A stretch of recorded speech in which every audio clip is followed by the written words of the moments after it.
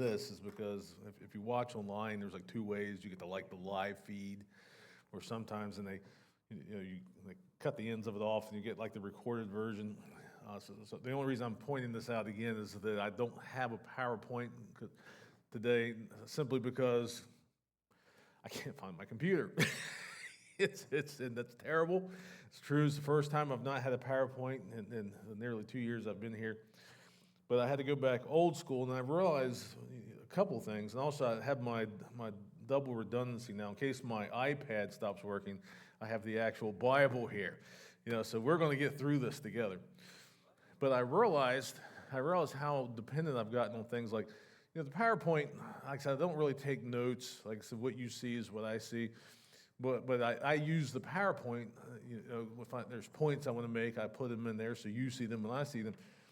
So I'm doing this chicken scratch thing last night, because I don't have the PowerPoint. And I'm sitting up here beforehand. I was like, oh my goodness, I'm not sure I can read my own handwriting. So that's one of the great things about technology. You can actually read what your lesson is.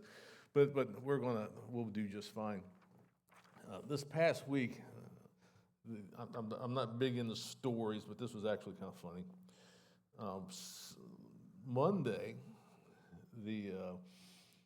Monday we went to Lexi's, my youngest daughter's.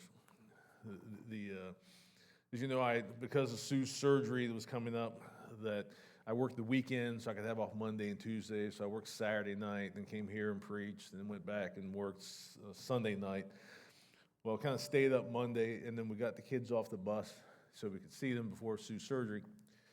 Well, apparently I need help with my grooming.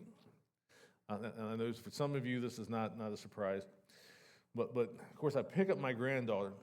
And of course, Sue gives me the devil about that because she's like, this tall now, but she's still my baby. And she goes like this. She goes, "Granddaddy," she said, "your hair is lumpy." I'm like, okay, yes, I know I need a haircut.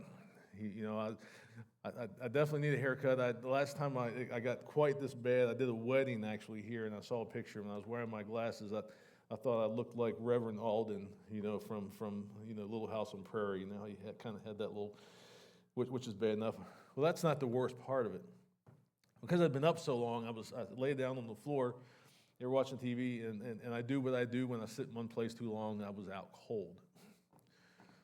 So Everly comes to another resolution. I was laying there on my side, and apparently she's now straddling me, looking at my face, saying, "Mimi, we got to do something about this." So she goes, and I think most women here will know exactly what I'm talking about. Those little like eyebrow shaver things, or like these little razors, and you get the bushy eyebrow. You just like trim that thing up. When I was younger, I tried one of those, and I was missing half my eyebrow, so I never tried it again after that. Those things were dangerous. Well, apparently Everly went and found one of these, and she came to me and was going to shave my face with this eyebrow thing. So next week, I can't promise I have a haircut, but I promise I won't look like Grizzly Adams because out of fear of my granddaughter. So what we're going to be looking at, and I don't know for however many next couple of weeks, I'm not really even sure what direction this is going, but when I've been, praying about, what to, share and everything, David keeps getting laid heavily on my heart. So I don't know if the next couple of weeks we're going to be looking at different things in the life of David or in different things in the lives of Israel during this time frame. But this is going to be kind of a hybrid message. It's not really an expository message. We're not going to do the entire book of 1 Samuel 17 line by line and discuss every one. But we are going to go through the whole chapter. We're going to look at pieces. But it's not exactly a topical, because we're not going to go all over the place in the Bible and drive points home. But there's enough in this story. There's enough things that I think that it's worth us looking at. And I've titled this Slaying Giants. So does anybody know what story we're going to be looking at? Slaying giants. How about David and Goliath? And again, this is found in 1 Samuel 17. And there is a real application here. There is so much packed into the story. And I'll tell you that I think what we're guilty of so often is we get so familiar with stories that we've heard since we were little kids that sometimes we blow over them. We don't really appreciate some of the stuff that's really kind of packed in there. And I think David and Goliath is one of these stories. Perfect example, Jonah and the whale. We just kind of blow over that and without Jonah and the whale, and we ignore the fact that it wasn't even a whale, it was a great fish. There is a difference. A whale is a mammal, a fish is not. So it was not a whale. So these stories that we grow up with as when we're children, and they're still our beloved stories, and we still tell these stories, they have real applications for where we're at. What we're going through, places we've been, places that we're going. And in the very beginning, there's going to be some towns and cities here. I'm going to try to pronounce these. You can laugh at me if you want. There is not a class in seminary that teaches you how to say Bible names. There just isn't. I cheat sometimes, I will admit. I cheat sometimes because some of these names and stuff, I just have no idea how to say them. So I'll go to BibleGateway.com and have it read it to me. And then it's like, oh, is that how you say that? So yes, even doctors can be stupid sometimes. But it's, so you can laugh at me when I try to pronounce some of these names. But we want to look first at David's giants. We're going to start right in verse 1. The first section, we're going to look at the first 11 verses. It says, now the Philistines gathered their forces for war and assembled in Sokoh in Judah. They pitched camp at Ephes Damim, between Succoth and Ascah. Saul and the Israelites assembled and camped in the valley of Elah and drew up their battle lines to meet the Philistines. The Philistines occupied one hill and the Israelites the other, and there was a valley between them. So just picture just for a second what's going on here. Kind of the back or the story that's developing here. You have two opposing armies, two hills, two opposing armies. You got God's folks.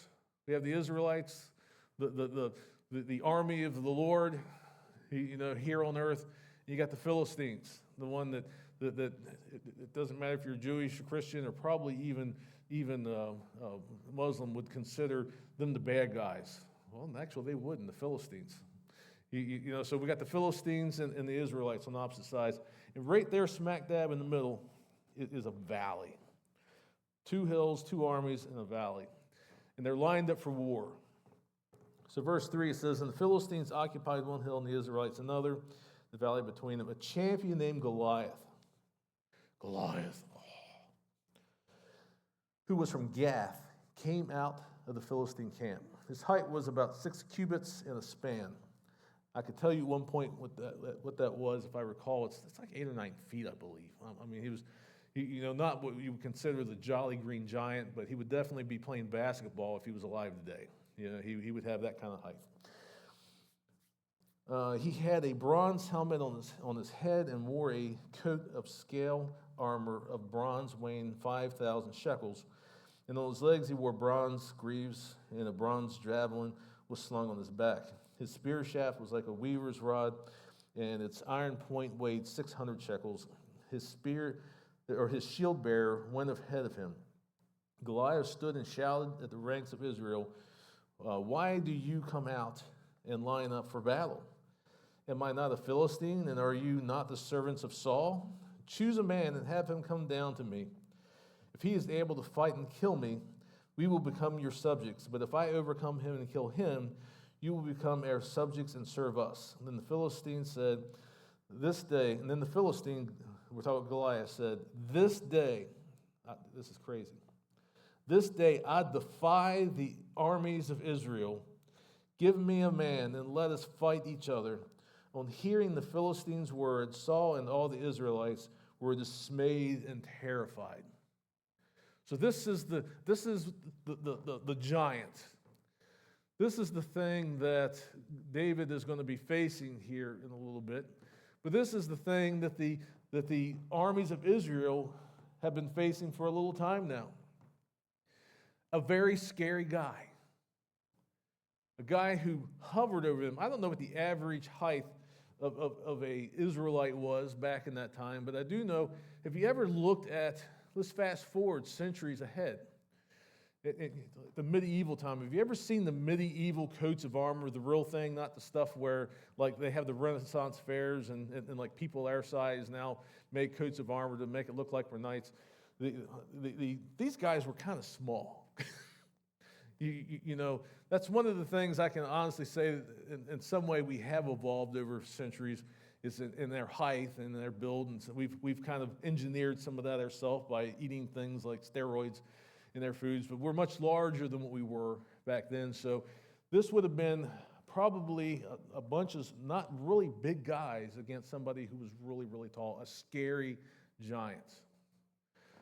The kind of guy that you would not want to meet in a dark alley at night, even today. Mind you, if you look at his equipment, weighed a lot. You know, this was a strong guy. He was a warrior, but he was a bad dude. And this is what the armies of Israel, this is what they were dealing with. And he was a persistent issue. Let's skip ahead to verse 16. And it says, for 40 days the Philistine came forward every morning and every evening and took his stand. So for 40 days, twice a day, this guy comes up to the line and challenges the armies of God. Give me your best. Give me your best. I'm going to take him down. I'm going to chew you up and spit you out. And all you guys, you're going to belong to us. That would be a very intimidating thing. That would be a scary thing. You know, sometimes the giants in their lives, and we're going to talk about that in a little bit. We're going to make this applicable to our lives and our situations. But sometimes the giants in our lives, don't they have a tendency of when they show up in our lives, that just to be a persistent mocker? To be something that's constantly in your face, something that's always in your mind, something that it's that thing that you struggle with, that thing that you're up against, and it just never seems to cease. 40 days, every single day, Goliath stood there and mocked the God of Israel and mocked his people. He was a persistent old guy. But now David identifies his giant. Let's skip ahead to 20. We're going to read 20 to 24. So just kind of what's happened here. Actually, we'll come back. 20, early in the morning, David left the flock in the care of a shepherd, loaded up and set out as Jesse had directed. So what's going on here is David has 3 older brothers, and Jesse, their daddy, said, hey, pack up some food, pack up a few lunches and take it to your brothers, is essentially what's going on here. So go feed your brothers. So he set out just as Jesse had directed. He reached the camp as the army was going out to its battle position, shouting the war cry. Roar! Israel and the Philistines were drawing up their lines, facing each other. David left his things with the keeper of supplies, ran to the battle lines, and asked his brothers how they were. As he was talking to them, Goliath the Philistine, champion of Gath, stepped up from the lines and shouted his usual defiance, and David heard it. Wherever the Israelites saw the man, they all fled from him in great fear. So now David, we saw kind of the glimpse of what David's giant was going to be, and we saw how persistent this problem was. But now David is seeing it in the flesh. He's like, what's up with this guy? You know, he's come up here and he's getting all kind of cocky, and he's getting all kind of arrogant, and he's threatening God's people. And David is just kind of just like taking this in. It's just like, what in the world is going on here?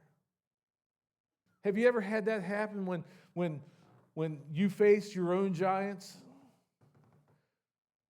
You're just like, what in the world is happening? What's going on here? Why is this, why am I in this situation? Why are we in this situation? Why is this happening? What is God thinking? The problem is when we run into some of these situations, And we've come out to do our thing. We've come to wage war with our enemy, our giant. You know, it seems like almost in every story in the Bible, there's always a naysayer. What's the most famous one I can think right off the bat is Job. You know, Job, everything bad's happened to Job, and what's his three friends? What'd you do, Job? You must have ticked off God. You must have done something. In reality, Job didn't. Well, you know who the naysayer was in this story? It was actually his brother, David's brother. Verse 28. When Eliab, David's oldest brother, heard him speaking with the men, he burned with anger at him and asked, "Why have you come down here? And to whom did you leave those few sheep in the wilderness? I know how conceited you are and how wicked your heart is. You came down only to watch the battle." Wow. What a scathing, that's kind of a scathing assessment or a scathing assessment of his own brother. Why are you even here? What's going on with the sheep? Did you leave the sheep just on their own? He said, you are a conceited person and you have a wicked heart. This is his own brother. Have you ever, in the middle of a fight with a giant or in any situation, you've had people question your motives, have people say poor things about what direction that you think that you're going or what you want to do? Let me tell you what, if you've ever been in ministry, I'm telling you, it's happened to you. It's happened to you. You know, one of the things that causes so many ministers to leave the ministry is things just like this. You know, David came, he was trying to do a good thing, he was listening to his daddy, he was following his daddy's instructions. Now all of a sudden he's kind of off-put by this thing that's going on, and this brother's just like, you are a conceited person. You just wanted to watch the fight. You're a wicked, wicked man. I guarantee you, I have had people to my face challenge my motives. Why I do things, why I've done things, what they've blamed things. It just comes with the turf. But let me tell you, folks, and this is why people get hurt in church. This is the sidebar message that's not the message. Whenever you have done something in the name of the Lord, the only person that you have to please, and this is something that David gets, is the Lord himself. So many people take to heart the negative things that are said to them by even other believers. Well, let me tell you, here's the problem with the church in general. We're all made of people. We all say stupid things. We all sometimes are poor reflections of the heart of God. So if you've ever done anything in the name of the Lord, that you've tried to do something for the church in the name of the Lord, and somebody has come against you and questioned your motives and said, you're a terrible person, let me tell you what, that's not the voice of God. That's the voice of man. And it's so often not the same thing. So often not the same thing. You have one person to please. And guess what? It's not the person beside you. It's not me. You don't got to please me. You need to please the Lord. Follow what the Lord directs you. Even his brother. Even his brother. That's a sad, sad part of that story. That's one of those nuggets that when you tell it to children, you miss. Even his brother. Have you seen that happen anywhere else in the Bible? How about one of David's great-great-grandsons? I'm not sure how many greats. You'd have to look at the genealogy. It's a guy named Jesus. Do you remember one time his mom and his brothers came to try to come collect him and take him home because they thought he lost his mind? It's like, Jesus, what are you doing? What are you doing, Jesus? So it even happened to Jesus. But stand firm in the faith. Stand firm in your convictions. What would have happened? What would have happened if David had listened to the voice of his brother and not the voice of God? What if he'd taken it to heart and said, you know what, maybe I am a bad person. Maybe I am messing up here.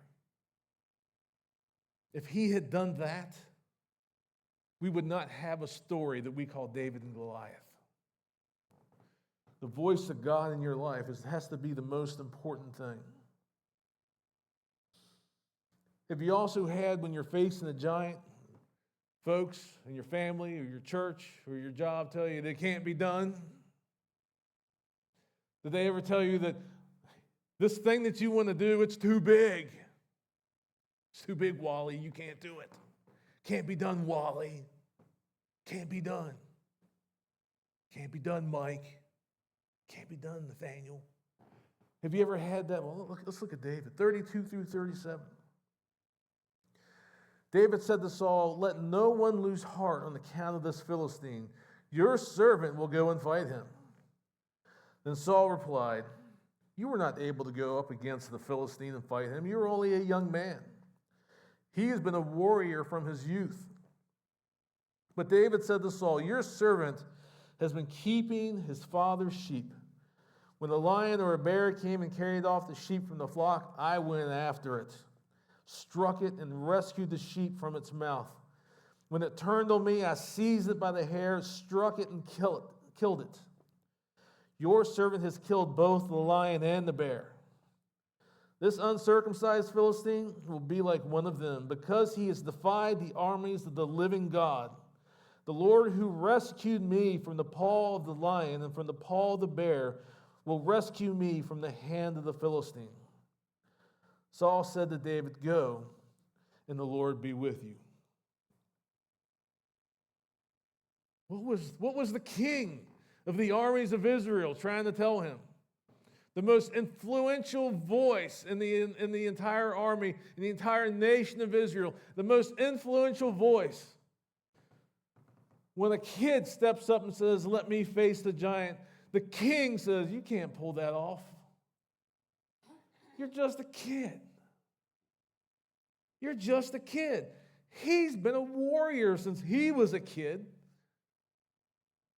It doesn't say this, but there might even be this little flavor of, "Well, you're just a shepherd boy." Have you ever heard that in your life? "Well, you can't do that. You're just a kid from the other side of the tracks. You can't do that. I know your family. You can't do that.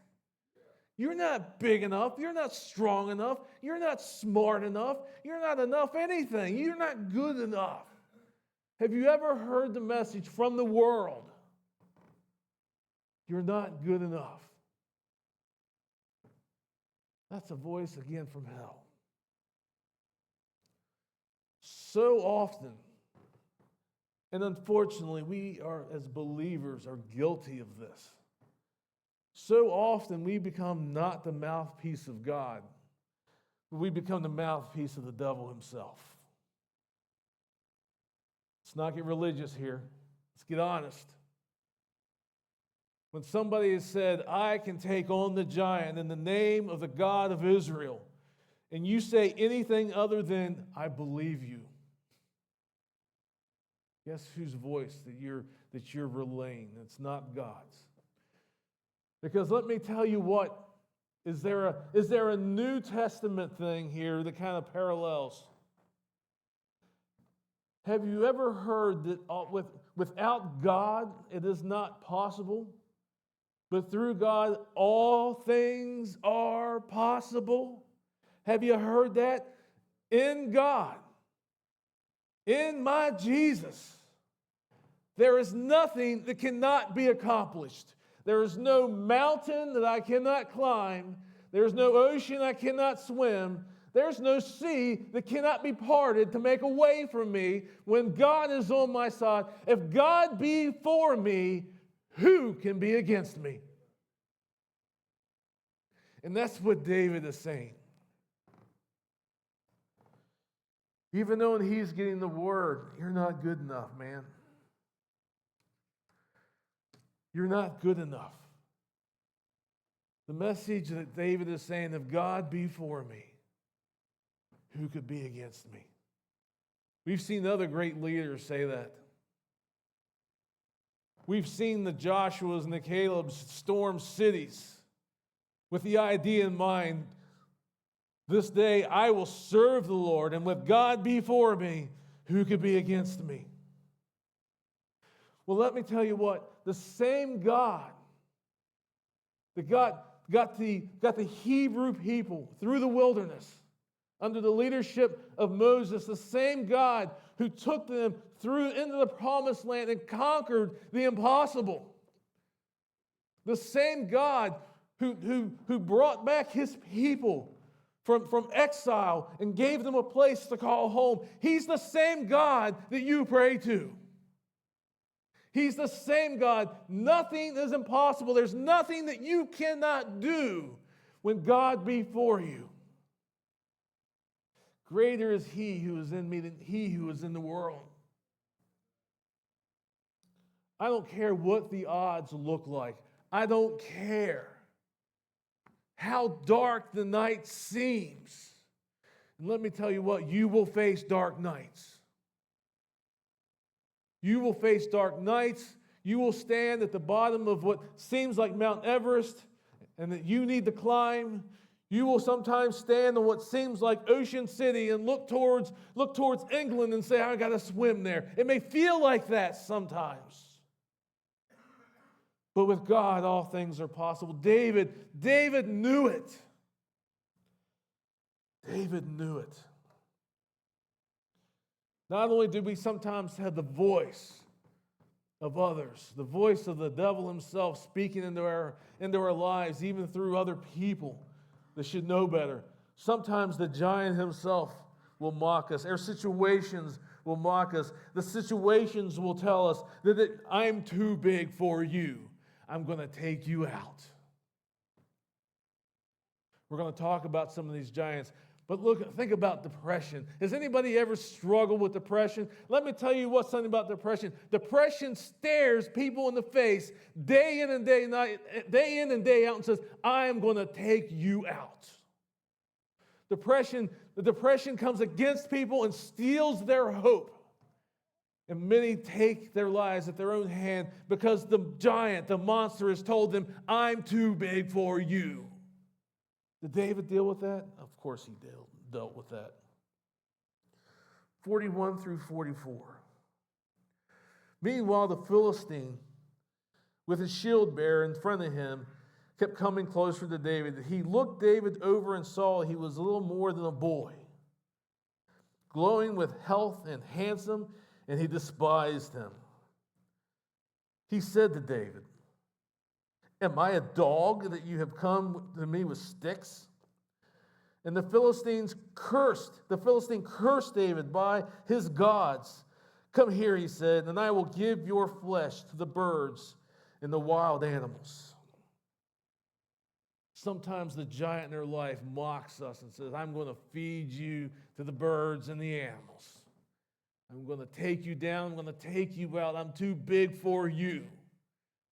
And his giant was saying the exact same thing. Did that waver him in any way? Mind you, one of the things I skipped over, and it's important, this shows how confident he is in the Lord. Of course, Saul tried to give him his own armor. He tried to give him all this heavy stuff. He's like, oh man, this isn't my stuff. This is too big. I'm just going to take my sling. And he took 5 smooth stones, just 5 stones. And this is what he decides to stand against the champion Philistine with a slingshot. Don't get me wrong, those things can be scary. I've seen, there was a missionary one time, took one of those things, and we didn't know it was a piece of Play-Doh, but he put a piece of Play-Doh and he kind of, and we heard this bang in the back of the building. He like slung a piece of Play-Doh at the back glass, and I'm surprised he didn't break it. I mean, it was a scary thing. But mind you, compared to the javelin and the sword and everything else, what David had, his giant was like, you're going to bring sticks to fight me, little boy? You think I'm a dog? You think you're going to beat me like a dog? David was unwavering.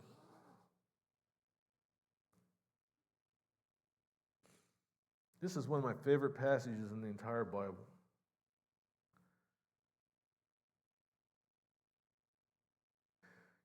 These next two things we're going to look at. In the battle, you need to know who has your back. We're going to start looking at 45, verse 45. In the battle with your giant, you need to know who's got your back. David said to the Philistine, you come against me with sword and spear and javelin, but I come against you in the name of the Lord Almighty, the God of the armies of Israel, whom you have defied. Let's stop there for a second. What is he saying? What is he saying? You come against me with the finest weaponry known to man at that time. The javelin, the sword, the spear. You come against me with the things that you have probably slain 1,000 people with before. But I come against you in the name of my God, the God of the armies of Israel. He came against Goliath in the name of the Lord. You want to know what's more scary in a battle? If you're on the opposite side than a spear and a javelin and a sword, it's when you're standing on the wrong side of a battle with the Lord. Goliath didn't understand that. Goliath had no idea what he was up against. Let me read that again. David said to the Philistine, you come against me with a sword and spear and javelin, but I come against you in the name of the Lord Almighty, the God of the armies of Israel, whom you have defied. It gets better.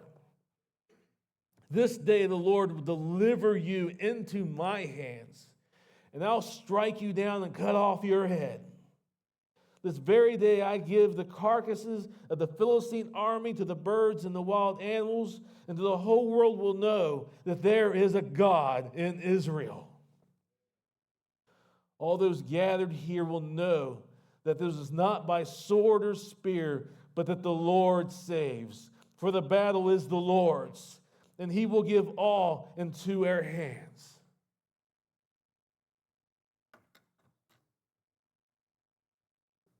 What can you even say about that? What can you even say about that? Know who's got your back. He came after the champion with a sling. Why? Because he knew he had God. God had his back. And that no one was going to take him down. I promise you, everything that I see in what David's saying, there have been times in my career where I've been going into situations where somebody has been shot. And I'm literally quoting, not even realizing it half, that I'm quoting the 23rd Psalm because I know I'm going into a situation where somebody's already been shot. And I'm going in there, and the one time I've talked about the situation, this guy was shot. He was there on the block, and it was just me and Leonard Boserman, the two of us, and all these people were coming in. I mean, it was crazy.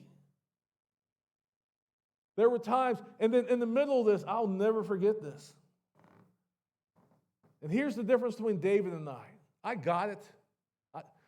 But I remember saying to God, God, don't let me die here, not like this.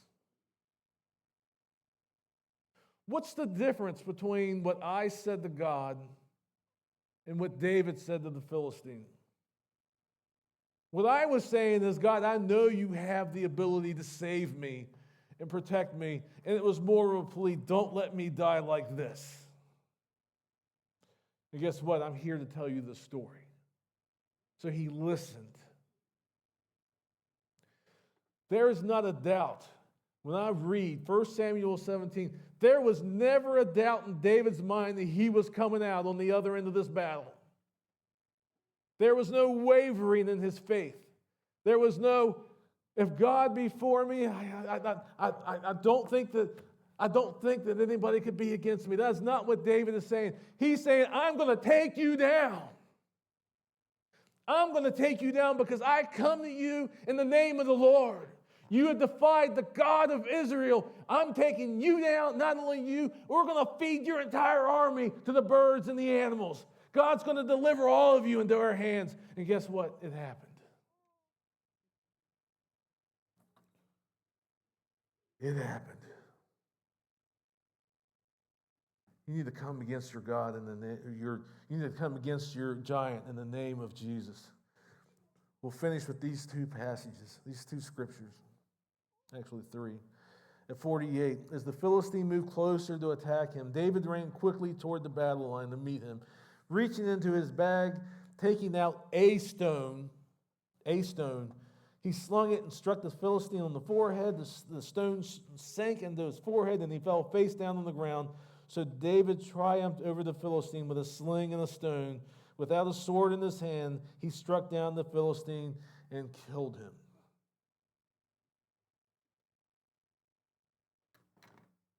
He knew how that was going down. Have you ever asked yourself, why 5 stones?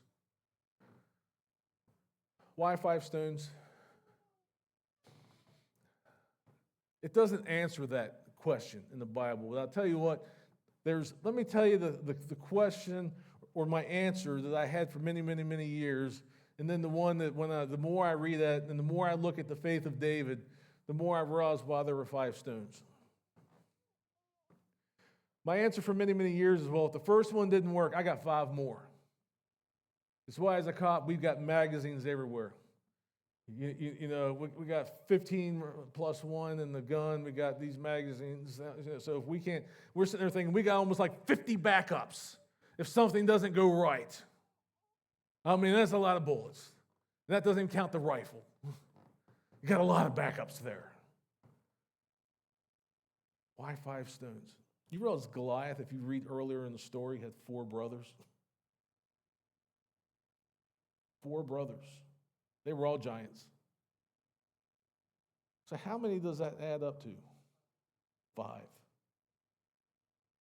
David knew that he was going to take down Goliath on that first stone. I just know it.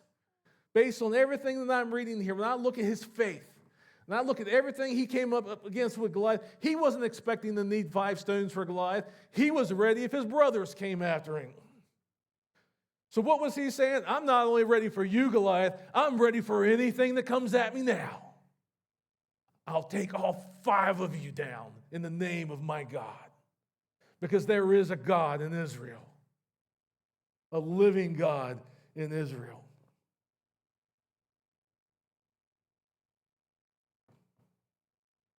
What is your giant?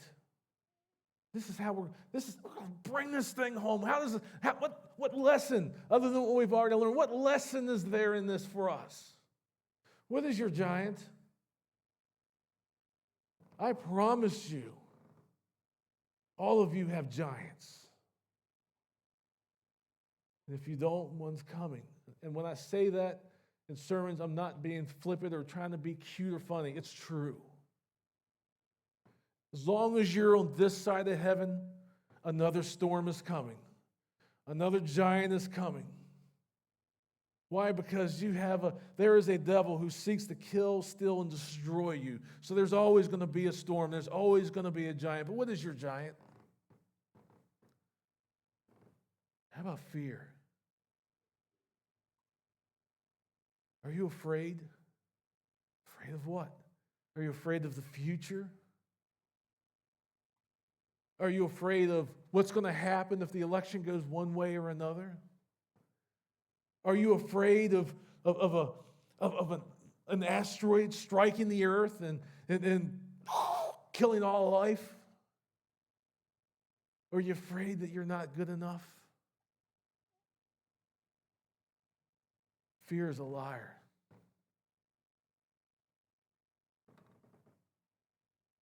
When you deal with fear, you need to understand that not even fear can stand against your God. I talked about depression, mental health issues in general. You know, one of the reasons I spent 6 months talking about recovery. There are many reasons other than what I talked. Here's one of them. You need to take away the stigma connected with mental health issues. We need to understand that when there are people who struggle with depression, that it's not a lack of faith. There are people who have physical conditions just like somebody that's diabetic and needs insulin, that have imbalances that really make it difficult for them to deal with things like depression and anxiety. But let me tell you what. First of all, we need to get rid of the stigma. The church needs to get rid of the stigma. People are blowing their brains out because their giant has taken them out, because they're afraid to come to the church or anybody else because of the stigma attached to mental health. You need to get rid of it. And if you're within the sound of my voice, even over the internet, I'm telling you, if you struggle, even if your body betrays you and there's imbalances that make you look at things in not truthful ways, God is still bigger than even these issues. We need to replace the untruth and the untruth connected with depression, that there is no hope, with the truth of God, that there is always hope.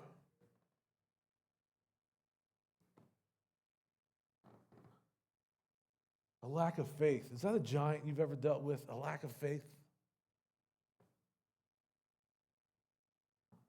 I have. Your pastor has struggled with a lack of faith. In times of my life, I have struggled with a lack of faith where I've convinced myself that even if God did care, He wasn't going to pull me out of that situation.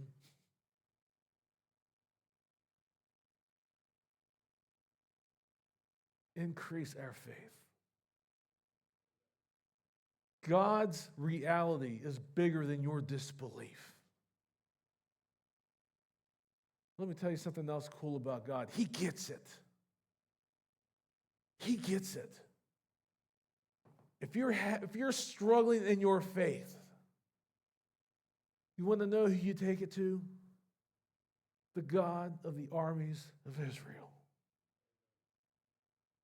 He understands when you struggle with your faith. Let me tell you what, I can assuredly, as I believe, as sure as this is a pulpit, and that's a Bible, and that's a pew, I am that assured that there is a God in heaven who loves me and who is coming back for me. I believe it that much. But there have been times that my faith has wavered. There will be times that your faith will waver. That may be your giant. You need to take it to God. God is bigger than your disbelief. So let me tell you what, some things in the natural are big pills to swallow. Big pills to swallow. Would it be a big pill to swallow that there was a man born of a virgin? You live in a natural world. That doesn't make sense. It happened. It was foretold. It happened. Would you believe that the dead man could rise again? Oh, he did. If there's ever, even believers, if you struggle with some of the basic tenets of your faith, the death and resurrection of our Lord and Savior, go to him with it. He gets it. He understands that you are flesh. He understands that you have weaknesses. He understands the voice of the devil is speaking to you. Bring it to him. He is bigger. He will shore up your faith. Have relationships been a giant to you? Let me tell you what, relationships have been giants in many of our lives. Relationships, friendships, family, things that have happened in relationships and probably all of our lives that nearly took us down. But the God of reconciliation and the God of forgiveness is bigger than whatever happened in the relationship.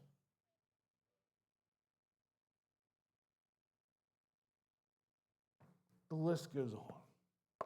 I could stand up here for an hour, and you don't want me to do that. I know you're already saying, shut up, it's 12 o'clock.